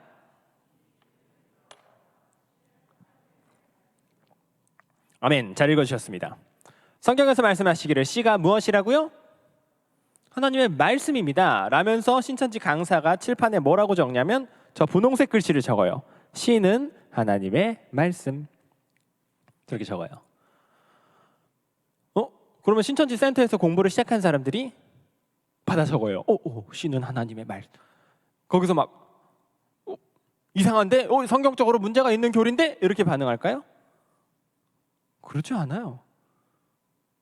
왜냐하면 성경에 쓰여 있어요. 씨는 하나님의 말씀이요. 그래놓고 칠판에 씨는 하나님의 말씀이라고 적었는데 반박할 게 뭐가 있어요? 진짜 씨가 말씀이네 하고 그걸 당연히 받아들이죠. 그걸 배우는 사람들이. 자, 씨, 밭, 나무, 새의 비유니까 이번에는 밭을 살펴보겠습니다. 밭. 고린도전서 3장 9절 짝으로 가봅시다. 우리는 하나님의 동역자들이요 너희는 하나님의 밭이요 하나님의 집이니라. 너희 보고 밭이라 그러네요. 너희는 사람들을 지칭할 텐데 그러면 우리는 이 사람들의 마음밭이나 사람들의 모임인 어떤 공동체를 두고 밭이라고 말한다고 이해할 수 있겠습니다. 그러니까 우리는 성경에 밭이라는 비유가 나온다면 그거는 사실은 사람들의 어떤 모임, 마음 같은 것을 두고 비유한 것이다 라고 이해할 수 있겠죠? 라면서 칠판에 분홍색 글씨를 적어요. 밭은 사람의 마음 또는 교회. 쉽죠? 씨, 밭, 나무. 나무가 뭔지 보겠습니다. 이사야서 55장 12절. 들의 모든 나무가 손뼉을 칠 것이며. 여러분 손뼉 치는 나무 본 적 있으세요? 그러니까 이렇게 유쾌해요. 센터 분위기가. 하하하 웃고. 나무가 뭘까요? 그러면 이제 사람들이 대충 감을 잡아요. 사람이요 그래요. 사람이요. 맞아요. 사람입니다. 칠판에 뭐라고 적어요? 나무는 사람. 그의 백성으로 나무가 되게 하리니. 씨, 밭, 나무. 뭐가 남았죠? 새가 남았어요. 마태복음 3장 16절. 예수께서 세례를 받으시고 곧 물에서 올라오실새 하늘이 열리고 하나님의 성령이 어떻게? 비둘기같이 내려 자기 위에 임하심을 보시더니 우리 성령님이 비둘기같이 내렸다는 이 묘사를 통해서 볼 때 어떤 영적인 움직임이 새와 같이 묘사됐다고 성경에 의도적으로 말하고 있군요. 그러니까 즉 성경에서 새라는 비유를 봤을 때 우리는 이건 어떤 하늘에서의 영적인 움직임을 두고 말하는 것이라고 이해할 수 있겠습니다. 라면서 칠판에 뭐라고 적냐면 새는 영 이렇게 적어요. 새는 영. 여기서 생기는 문제가 뭘까요? 이런 식으로 해석하는 건 치명적인 문제가 있습니다. 혹시 좀 알 것 같다 하시는 분은 저에게만 보이게 살짝 손을 들어주세요. 너무 높이 들려고 하시면 부끄러워 하시니까. 나는 좀 알 것 같다. 안 물어볼게요. 제가 지금까지 많은 분들께 이 질문을 드렸었는데 딱 한 분 맞추셨었어요. 국어 공문 전공하신 분이었는데 국어 선생님이시래요. 보자마자 아시더라고요. 혹시 국어 공문 전공하신 분? 보통 옆에서 찌르던데요. 이 사람이에요. 여러분 여기 성령이 비둘기같이 할 때 저 가치가 국어적으로 어떤 용법인지 아세요? 중학교 때 배우는데 직유법이라 그러죠? 직유법, 직접적으로 빗댔다. 내 친구는 코끼리 같다. 우리 형제님은 표범 같다. 우리 교회는 박물관 같다. 직유예요. 뭐 엄청 어려운 표현이 아니에요. 이거는 특징 때문에 일시적으로 잠깐 빗댄 거예요. 제 친구가 곧 코끼리라는 게 아니에요. 제 친구가 코끼리와 동일 존재라는 게 아니에요. 제가 동물 코끼리를 친구로 사귀고 있는 게 아니에요. 너무 당연한 이야기를 제가 하고 있죠. 제가 동물원 가서 코끼리 보고 철수야 이러겠어요? 제가? 철수의 둔한 특징 때문에 잠깐 코끼리라고 한 거예요. 근데 신천지는 뭐라고 적었냐면 새는 equal 0, 수학적 기호입니다. 양쪽이 같다, 동일하다. 새는 0과 같다. 저렇게 적은 거예요. 원래 비유라는 것 자체가 저런 그 등식 자체를 아예 못 써요. 사용 방식이 잘못된 거예요. 저렇게 쓰면 안 돼요. 아예 안 돼요. 비유라는 것 자체가. 언제 새라 그랬어요? 비둘기라 그랬지. 그리고 언제 영이라 그랬어요? 성령이라 그랬지. 성령과 영은 헬라어 원문을 봤을 때 다른 단어입니다. 비둘기와 새도 다른 단어예요. 언어로 봤을 때. 근데 성령을 영으로 바꿔버리고 비둘기도 새로 바꿔버리고 새는 영 잃어버렸어요. 그러니까 이 마태복음 3장 16절을 가지고 너무 비약적인 결론을 내놓는 거예요. 그러니까 여러분 보시기에 신천지가 새를 영으로 해석하게 하려고 조금 억지를 쓰고 있다는 느낌이 들지 않으세요? 좀 억지 같지 않아요? 저런 결론을 내놓기에는? 왜 저런 짓을 할까요? 왜 저렇게 집착할까요? 이유가 있겠죠. 그 이유는 신천지의 요한계시록 해석 때문이에요. 신천지는 6개월의 성경 공부를 하게 돼 있어요. 성경 공부하고 100문제의 성경 시험 보고 신천지 입교하는데 그 6개월 과정 중에 처음 2개월은 비유풀이만 배우고요. 나중에 요한계시록을 배워요. 처음 2개월 비유풀이 배우는데 2개월 동안 비유풀이만 배우면 엄청 많이 배우는 거예요. 여러분 오늘 1시간 동안 4개 배웠죠? 씨, 밭, 나무, 새. 씨는 하나님의 말씀, 밭은 사람의 마음, 나무는 사람, 새는 영. 이거를 성경 구절이랑 같이 암송하게 돼 있어요. 이게 배웠어요. 무슨 영어 단어 배우듯이. 이거를 2개월을 배우면 수백 개예요. 그걸 머릿속에 다 박아 넣는 거예요. 비유풀이를. 그 수백 개의 비유풀이를 배우면 사람이 어떻게 되냐면 망가져요. 완전 고장이 나버립니다. 그 사람은 그 성경 보면은 성경에 씨라는 단어가 나왔어요. 그게 씨로 보일까요? 말씀으로 보일까요? 말씀으로 보여요. 성경에 나무라는 단어가 나왔어요. 그럼 나무로 보일까요? 사람으로 보일까요? 사람으로 보여요. 새라는 단어가 나오면 영으로 보여요. 그런 식으로 수백 개의 단어를 배운다고 생각해봐요. 물, 샘, 강, 바다, 산, 가마, 향로, 하늘 뭐 엄청 많거든요. 단어가 다 치환돼 버려요. 즉석에서. 그러면 저희랑 같은 성경을 보는데 전혀 다른 내용으로 파악하는 거예요. 완전 사람이 고장이 납니다. 그런 훈련을 해요. 그리고 마지막에 가서 요한계시록을 배워요. 근데 요한계시록에 가봤더니 우연히 비유풀이 때 배웠던 단어가 요한계시록에 다 나오는 거예요. 참 우연치 않게.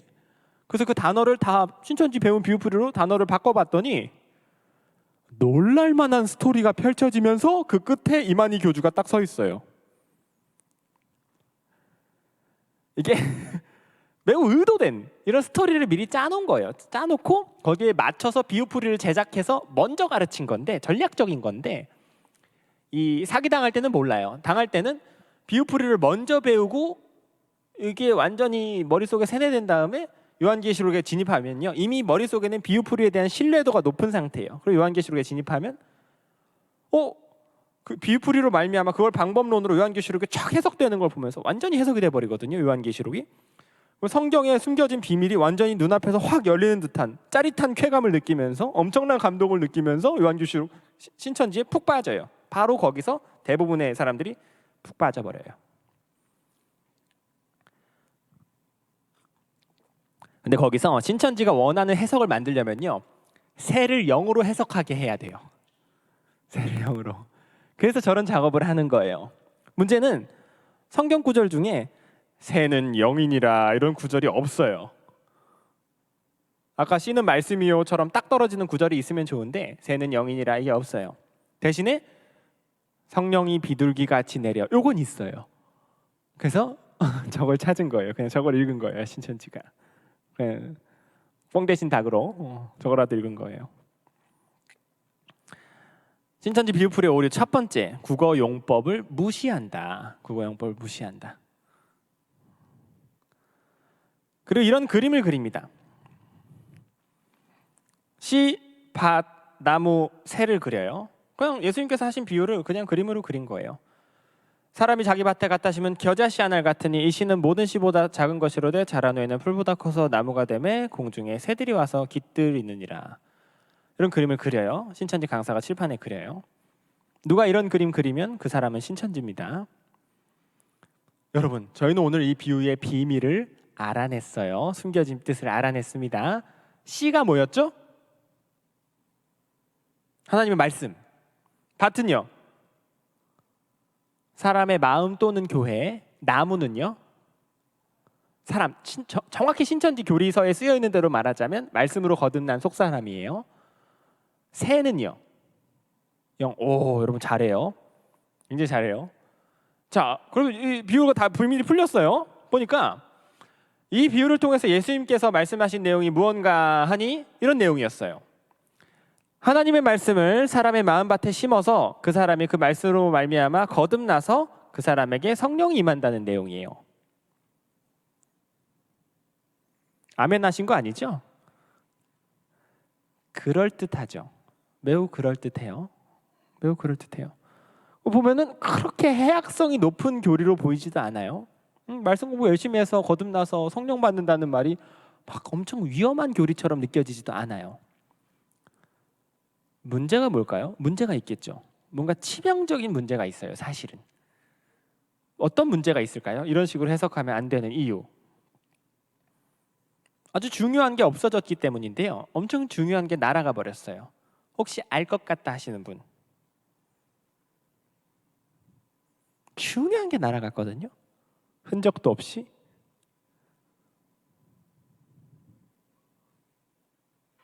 겨자가 없어졌습니다. 제가 막 겨자는 250포인트로 해놔가지고 좀 유치해 보일 수도 있는데 그만한 무게는 줘야 되는 중요한 주제이기 때문에 저렇게 큰 글씨로 해놨어요. 왜냐면요, 예수님께서 천국은 마치 하면서 비유를 드실 때 이렇게 씨를 심고 나무가 자라고 새가 오는 상황과 같다 그러셨어요? 아니면 겨자씨 하나를 같다 그러셨어요? 겨자씨 하나를 같다 그러셨어요. 나머지는 겨자씨에 대한 설명이에요. 우리 겨자씨에 집중해야 돼요. 당연히 수박씨도 있고 호박씨도 있고 하고 많은 씨 중에 겨자씨를 선택하신 이유가 있지 않으셨을까요? 그죠? 왜 겨자씨를 예수님께서 선택하셨을까요? 겨자씨가 작아서요. 이 씨는 모든 씨보다 작은 것이로되 그러잖아요. 예수님께서. 이게 겨자씨입니다. 지금은 이제 과학이 발달해서 저거보다 훨씬 작은 씨도 많이 발견됐지만 그 당시는 굉장히 작은 씨였어요. 심으면 이렇게 자라요. 이건 겨자풀이라 그래요. 사람 키보다 조금 높게 자라는 경우도 있는데 보통 이 정도 자라고요. 사실 뭐 새가 깃들 나무 자체가 아니에요. 그냥 풀 종류입니다. 그런데 그 당시 팔레스타인 지역에서 척박한 땅에서 저게 자라면 덩쿨이랑 같이 자라는 돌연변이들이 있어요. 그러면은 이렇게 자라기도 해요. 이 정도면은 새가 깃들 정도가 되죠. 그게 저 사람들의 인식 속에서도 신기했을 수 있어요. 이렇게 작은 걸 심었는데 저렇게까지 자라다니. 즉 예수님께서 말씀하고자 싶으셨던 건 이 씨는 모든 씨보다 작은 것이로되 자란 후에는 풀보다 커서 새가 깃들 정도의 나무가 됐어. 즉 작은 데서 시작하여 풍성해짐. 시작은 미약하나 그 끝은 창대해짐. 천국의 특성이 풍성해지고 팽창하고 넓어지는 걸 예수님께서 말씀하고 싶으셨던 거예요. 별로 어려운 개념이 아닌 거예요. 그런데 이 겨자라는 개념을 뚝 잘라버리고 신천지식으로 해석을 하면은 예수님께서 말씀하고자 싶으셨던 의미가 통째로 날아가요. 그게 제일 큰 문제예요. 비유풀이 해석의 문제. 신천지 입장에서는 예수님께서 말씀하신 씨가 겨자씨인지 수박씨인지 별로 중요하지 않았을 거예요. 어차피 앞에 있는 거 잘라내고 씨만 갖다가 쓸 거니까. 그런데 예수님 입장에서는 이 겨자라는 게 정말 중요한 의미였던 거죠. 예수님 입장에서는. 신천지 비유풀이 오류 두 번째, 성경 원래 의미가 삭제된다. 누가복음 17장 6절, 너희에게 겨자씨만한 믿음이 있었더라면 뽕나무더러 옮기라 했을 때 옮겨졌을 것이다. 마태복음 17장, 너희에게 겨자씨만한 믿음이 있었더라면 산을 옮기라 해도 옮겨졌을 것이다. 이처럼 성경에 겨자씨라는 표현이 몇 번 등장합니다. 늘 어떤 의미로 등장하냐면요, 작은 걸 상징해요. 항상 작은 걸 상징해요. 딱 보면 알 수 있어요. 뭘 의미하는지. 마치 이런 거죠. 내 월급은 쥐꼬리 같아. 요즘 그러죠. 월급은 쥐꼬리만 해. 그 당시에 뭐라 그랬겠어요? 내 월급은 겨자씨만 해. 그럴지도 모르죠. 예수님께서 그 당시에 겨자씨 같다 하셨을 때 다 알아들었을 거예요. 이게 조그만 걸 의미한다는 걸 딱 인식적으로 알아들었을 거예요.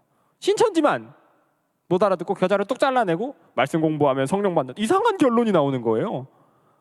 왜 이런 결론을 내냐면요, 이게 1강이에요. 비유풀이 1강. 제일 먼저 배워요. 이걸 딱 배워버리면 그 다음 사람들이 얼마나 말씀 공부 열심히 하겠어요. 성경 공부, 신천지 성경 공부 얼마나 열심히 하겠어요. 의도가 있단 말이에요. 또 그런 식으로 해석하면 안 되는 문제가 또 여기 있습니다. 아까 신천지가 시를 말씀이라고 해석한 근거가 뭐였죠? 누가복음 8장 11절이었어요. 여기 노란색. 시는 하나님의 말씀이요. 이 구절 때문에 사람들이 시는 말씀이다 이렇게 외웠단 말이에요. 그렇죠? 근데 저 구절은요. 겨자씨 비유에 대한 해석이 아니라 네 가지 밭의 비유에 대한 해석인 걸 아시나요? 네 가지 밭의 비유. 사람이 씨를 뿌렸습니다. 어떤 씨는 길가밭에 뿌려지고 어떤 씨는 돌밭, 가시밭에 뿌려지고 좋은 밭에 뿌려졌습니다. 길가밭에 뿌려진 건 새가 물어가고 돌밭과 가시밭은 잘 자라지 못했는데 좋은 밭에 뿌려진 건 잘 자라서 100배, 60배, 30배의 열매를 맺었습니다. 이런 비유도 있죠. 유명한 비유죠. 예수님께서 하신. 예수님께서 이 비유에 대해서 네 가지 밭의 비유에 대해서 해석해 주실 때 씨는 말씀이다 그러세요. 그러면 씨를 말씀이라고 생각해도 좋아요. 이 네 가지 밭의 비유에 한정해서. 근데 그걸 씨는 말씀이요. 이걸 쏙 뽑아다가 겨자씨 비유에다 집어넣으면 어떡해요? 다른 의미를 말하고 있으니까 예수님께서 따로 비유를 하셨을 텐데 그걸 거기다가 해석하면 어떡해요? 너무나 잘못된 방식이에요. 왜냐면요, 씨라는 비유가 또 다른 데 또 나오거든요. 가라지 밭의 비유. 마태복음 13장에 보면 가라지 밭의 비유가 있어요. 사람들이 자는 사이에 원수들이 와서 밭에다가 가라지를 뿌렸습니다. 자고 일어났더니 알곡들 사이에서 가라지도 자라는 거예요. 종들이 주인에게 가서 물어봅니다. 이거 가라지 다 뽑을까요? 주인이 대답하기를 놔두어라. 그 가라지 뽑다가 알곡까지 상할까 염려된다. 추수 때까지 두었다가 알곡은 모아서 곳간에 들이고 가라지는 불태우거라. 그래요. 이건 예수님께서 재림하실 때까지 오래 참고 기다리신다는 걸 비유로 말씀하시는 거죠. 이걸 예수님께서 해석해 주세요. 마태복음 13장 38절에 밭은 세상이요 좋은 씨는 천국의 아들들이요 가라지는 악한 자의 아들들이요. 그래요. 좋은 씨는 천국의 아들들, 가라지는 악한 자의 아들들. 그럼 씨는 뭐예요?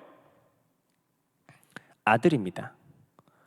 아까 신천지가 시의 숨겨진 의미를 알아내겠습니다 이렇게 말하면서 누가복음 8장으로 안 가고 이거 읽었으면 칠판에 뭐라고 적어야 돼요? 분홍색 글씨로 시인은 아들 이렇게 적었을 거예요. 만약 이걸 읽었다면. 그렇죠? 왜 이거 안 읽었을까요? 신천지? 이거 왜 안 읽었죠? 본인들이 원하는 해석이 안 나오니까요. 당연히. 사람의 마음밭에 아들을 심는다 그러면 해석이 고장이 나니까 그냥 이걸 안 읽은 거예요. 그냥 안 읽은 거예요. 이걸 그냥 넘어간 거예요. 그리고 누가복음 8장 11절을 선택한 거죠. 이걸 통해서 우리가 대번에 알아차릴 수 있는 게 뭐냐면요. 비유풀이라는 교리 자체가 사람이 원하는 대로 교리를 제작하는 게 가능해요. 골라 잡으면 돼요. 구절이 원체 많으니까 골라 잡으면 돼요. 이 맛을 딱 알아차린 사람들이 교주가 돼요. 양심만 버리면.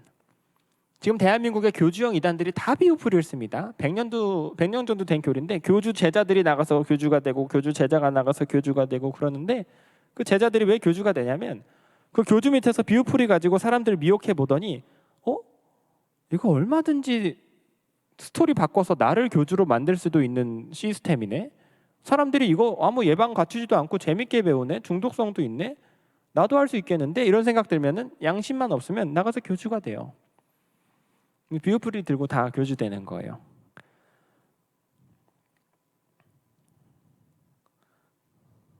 이거 시간이 다 돼서 이거는 다루기 어렵겠네요. 이건 뭐 별로 중요하지 않습니다. 이건 넘어갈게요.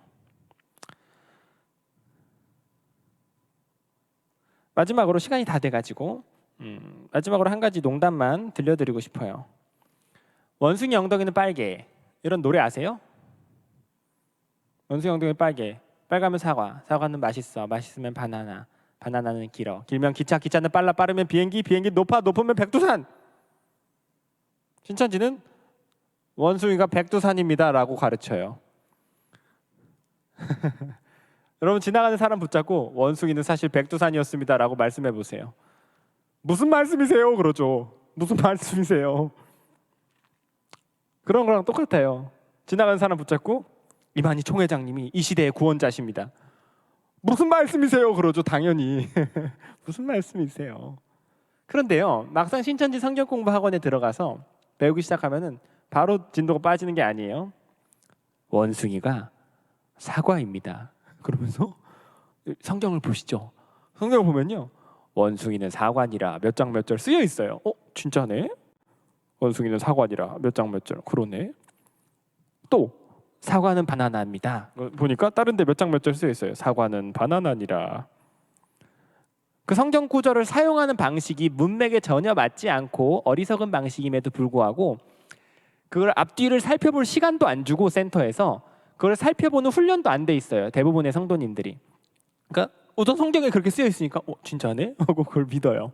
믿고 그걸 신뢰해요. 그러니까 막 암송하고 문화상품권 걸고 레크레이션하고 그러니까 막 머릿속에 외워요. 일종의 징검다리, 그 돌다리 효과예요. 자기 딴엔 다 두드려 본 거예요. 두세 달 동안 비유풀이를 배우면서 수십 수백 개의 비유풀이를 머릿속에 박힐 정도로 배우는데 하나하나 자기 눈으로 성경 구절로 확인했어요. 주는 말씀이요 같은 사람의 마음, 그거를 다 자기 눈으로 확인한 거예요. 성경에 진짜 쓰여 있고 그 권위를 믿은 거예요. 다 두드려 보고 이걸 신뢰하고 맞군 하면서 간 거예요. 배우고 열심히 해가지고 징검다리 끝에 딱 가서 섰더니 어떤 할아버지가 서 있는 거예요. 뉴스에 나오던 할아버지가. 그러면 좀 거부감이 들어요. 뭐지? 이게 어찌된 일이지? 이 할아버지가 여기 서 있는 거 보니까 이거 몇 달 동안 배운 게 이게 그냥 다 사기였구나, 이렇게 생각하고 빠져나올 생각을 해야 되는데 대부분 어떻게 반응하시냐면요, 이건 영 아닌데 자기가 몇 달 동안 열심히 배운 이거는 자기 생각엔 맞아요. 그렇게 오류가 있어 보이지 않아요. 열심히 두드려보고 성경으로 다 확인했어요. 자기 눈에는. 그러니까 이건 맞는데 이거 어찌된 일일까? 그리고 이거에 대한 신앙심, 자기 개인의 신뢰로 말미암아 이 부담감을 극복하고 일단 들어가는 거예요, 신천지에. 그리고 할아버지는 자꾸 보면서 차차 이제 정이 드는 거고, 이제 자꾸 보니까 이제 외할아버지 대하듯이 뭐 좀 건강도 챙기고 사람이 고장이 나는 거예요, 금방. 할아버지가 너무 막 구원자로 믿어져서 막 들어가는 개념이 아니에요. 일단 교리를 가지고 사람을 망가뜨리고 들어가게 하는 거예요. 차근차근 재미있게 가르치면서. 오늘 저희 딱 4개 씨, 밭, 나무, 새의 비유 하나만으로도 겨자씨 비유가 그럴듯하게 풀려졌죠. 수십 수백 개를 배우면 성경 군데군데가 그럴듯하게 풀리는 부분들이 있어요. 신천지 나름대로 만들어낸 그런 거에 중독이 되면은 못 빠져나와요. 성경이 막 엄청 쉽게 재미있게 다가오기 때문에 완전 사람이 망가집니다. 치료하는데 엄청 오래 걸려요. 하나하나 다 그거를 뽑아내야 정상적인 신앙생활이 가능할 정도로 망가져요, 사람이. 매우 위험한 교리입니다. 시간이 다 됐네요. 오늘 들어보시니까 어떠세요? 제가 물론 시간상 비유풀이를 다 하지 못하고 한 가지만 했는데 들어보시니까 이 사람들이 가르치는 교리의 어떤 골자와 이론이 좀 이해가 되시나요? 이해가 되세요? 다행입니다. 이걸 저희가 이렇게 함께 공부하는 게 중요한 이유는 신천지 이후의 이단들도 계속 비유풀이를 써먹을 거기 때문이에요. 100%입니다. 이만희 교주가 사망해도 그 아류도 계속 써먹을 거예요. 그래서 우리가 교리를 배우는 것이 장기적으로 봤을 때 이단 예방에 있어서 매우 큰 효과가 있고요. 또 이단 출신인 사람들이 교회로 올 때 그 사람들을 안아주고 치료해 줄 수 있는 좋은 방편이 됩니다. 어려운 시국에도 불구하고 또 주말 저녁에 피곤할 텐데 여러분 이렇게 힘을 내서 이렇게 집중해 주셔서 대단히 감사합니다. 저는 한국 교회의 미래의 희망을 이렇게 이단에 관심을 갖고 계시는 젊은 청년분들에게 걸고 있어요. 오늘 저희 함께 배운 내용들 잊지 마시고 오래오래 기억하셔서 신천지와 또 그 아류의 이단들 상대하실 때 많은 유익 있으시기를 바랍니다. 제가 잠시 기도하고 마치겠습니다.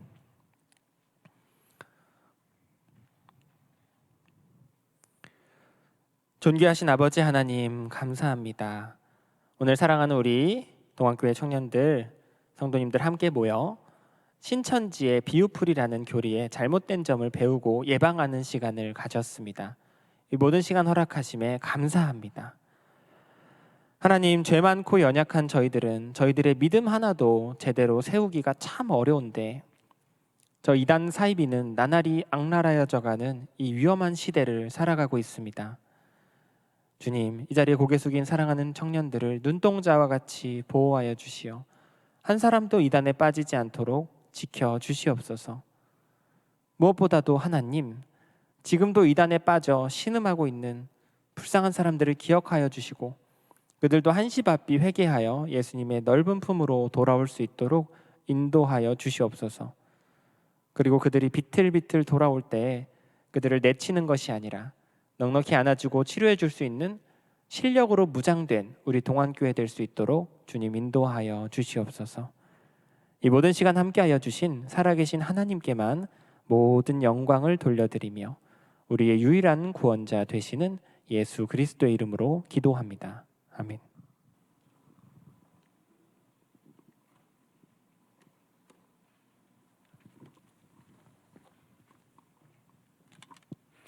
다 함께 말씀을 기억하시면서 자리에서 일어나셔서 하나님은 너를 지키시는 자 찬양하시겠습니다.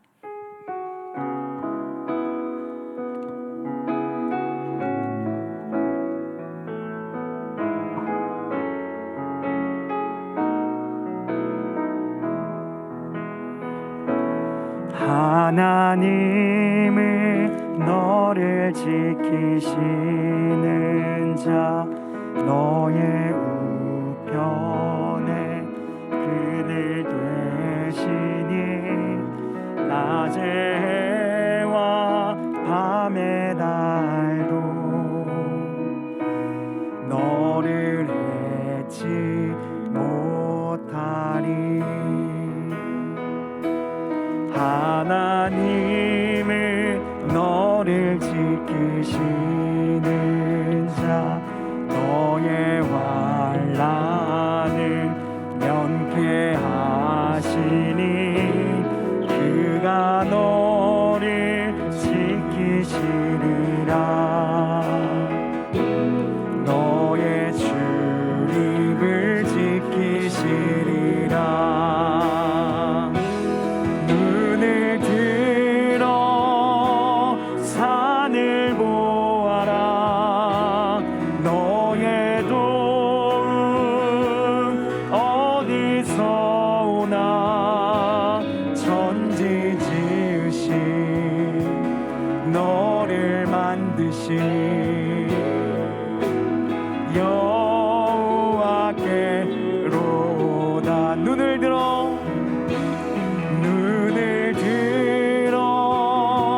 산을 보아라. 너의 도움 어디서 오나. 천지 지으신 너를 만드신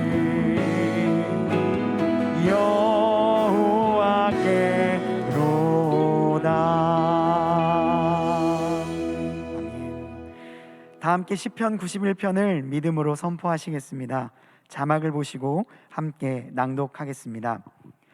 지존자의 은밀한 곳에 거주하며 전능자의 그늘 아래에 사는 자여, 나는 여호와를 향하여 말하기를 그는 나의 피난처요 나의 요새요 내가 의뢰하는 하나님이라 하리니, 이는 그가 너를 새 사냥꾼의 올무에서와 심한 전염병에서 건지실 것이미로다.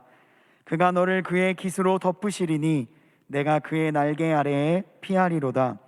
그의 진실함은 방패와 손방패가 되시나니, 너는 밤에 찾아오는 공포와 낮에 날아드는 화살과 어두울 때 퍼지는 전염병과 밝을 때 닥쳐오는 재앙을 두려워하지 아니하리로다.